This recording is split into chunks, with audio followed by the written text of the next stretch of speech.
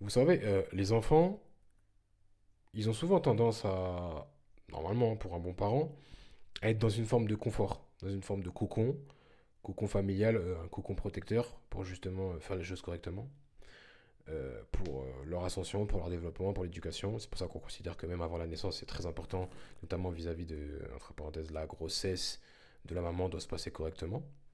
Pas de stress, tranquille, tout ça. Bon, c'est plus trop le cas dans notre époque parce que femme et homme travaillent, enfin voilà. Et en fait, le souci, c'est que, enfin, du moins, le souci, le constat, c'est que on essaie de faire les choses de manière précise et on essaie de faire justement d'être dans une forme de le mettre dans un cadre assez précieux, assez protecteur, cet enfant, pour justement qu'il puisse grandir. Parce qu'on va pas se mentir, l'enfant, c'est la pureté, c'est la suite de l'espèce, donc il faut absolument en prendre soin. Le souci, c'est que pourquoi on prend soin de nos enfants pour, entre parenthèses, notre volonté tout simplement de les protéger et de leur donner les meilleures armes possibles. Mais par contre, on ne prend absolument pas soin de nous. Ça, c'est une question que je me pose. Pourquoi on prend soin de nos enfants, mais pas de nous-mêmes? Qu'est-ce que je veux dire par là? Non pas qu'on ne doit pas prendre soin des enfants, bien évidemment, on doit continuer, mais pourquoi on fait preuve de précision, de préparation, de discipline, ouais, de minutie vis-à-vis de notre enfant, ou des enfants en général, alors que pour les adultes, ça commence à partir en cacahuète, parce qu'on considère que ça y est, on est libre. Est-ce que si on apprend si on apprend des bases à nos enfants, ce n'est pas justement pour que ces bases-là perdurent à travers le temps? Pourquoi on ne fait pas ce qu'on apprend à nos enfants? Est-ce par frustration, parce que les parents finissent par nous empêcher de faire telle ou telle chose parce qu'ils sont dans une forme de surprotection? Est-ce que c'est parce que on a cette envie de liberté, donc qui dit liberté dit surabondance de plaisir? Le souci, c'est que la liberté passe par une forme d'émancipation d'entre parenthèses nos vices, nos péchés. Parce que sinon, on devient esclave de nos péchés. Ce que je veux dire par là, c'est que faites preuve de précision, de qualité pour votre propre vie. Si vous prenez soin d'un enfant, vous devriez prendre soin de vous-même comme un enfant. Ou un bébé plutôt. Parce que le côté bébé, le côté la peau qui est extrêmement fragile, je pense que vous comprenez plus. Prenez soin de vous comme si vous étiez votre propre bébé. Je considère que c'est la base. Prenez soin de vous. C'est une évidence, c'est la base.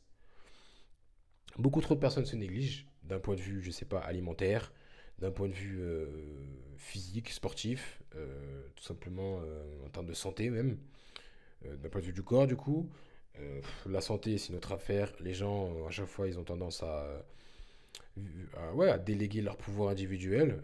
Ça veut dire que ça va être médecin, ça va être kiné, ça va être ostéo, ça va être tout sauf eux-mêmes pour faire les exercices. Et admettons, tu ne sais pas, ok d'accord, on t'a donné l'information, ce n'est pas forcément positif te concernant, donc tu vas, entre parenthèses, ouais, te référencer, ouais, te référer à une instance supérieure dans le sens, dans ce domaine-là, c'est-à-dire euh, à un expert, si je peux dire.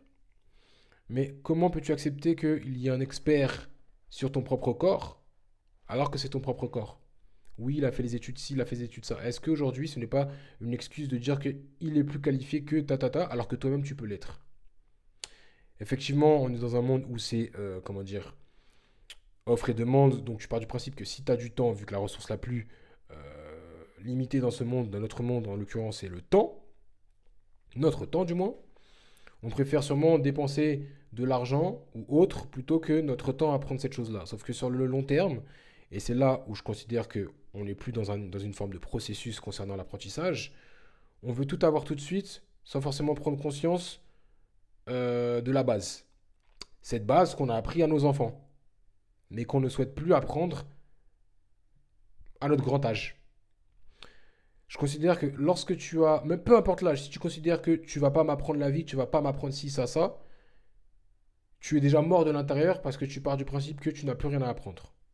Si tu sais, pas de souci. Mais si tu pars du principe, mais si tu pars du principe que tu n'as plus rien à apprendre, alors qu'à l'échelle rien que de notre monde, on est quand même assez petit, on va pas se mentir. Tu es voué à mourir parce que tu n'es plus en capacité de t'adapter Donc, tu ne fais preuve d'intelligence. Sachant que l'intelligence, c'est une forme d'adaptation vis-à-vis de son environnement. Beaucoup trop de personnes n'avancent pas dans leur vie parce que elles prétendent pardon, être intelligentes alors elles ne le sont pas du tout. Parce que justement, elles s'empêchent d'avancer littéralement. Et ça, c'est problématique. Pour quelle raison c'est problématique?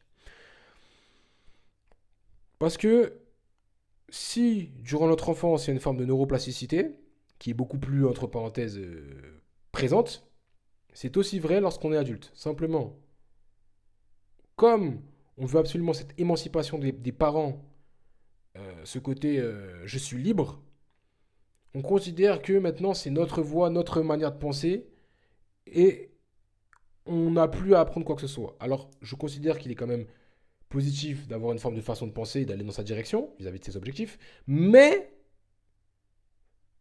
bon, déjà d'une 90% des personnes sur cette planète n'atteignent pas leur objectif, l'acquisition de cet objectif-là demande une forme de sagesse beaucoup plus, euh, comment dire, lointaine, avec un peu plus de recul, du moins.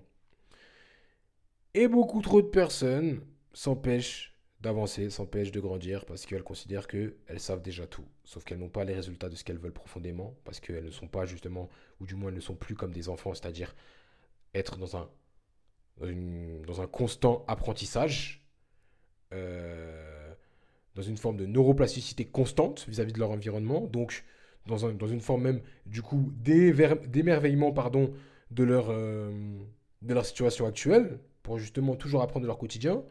Et au final, toutes les journées se ressemblent. Et ça se ressemble, et ça se ressemble, et ça se ressemble. Et je considère que ça, c'est, comme j'ai dit, le début de la mort. Il y a beaucoup de morts vivants dehors. Les gens sont vides de l'intérieur.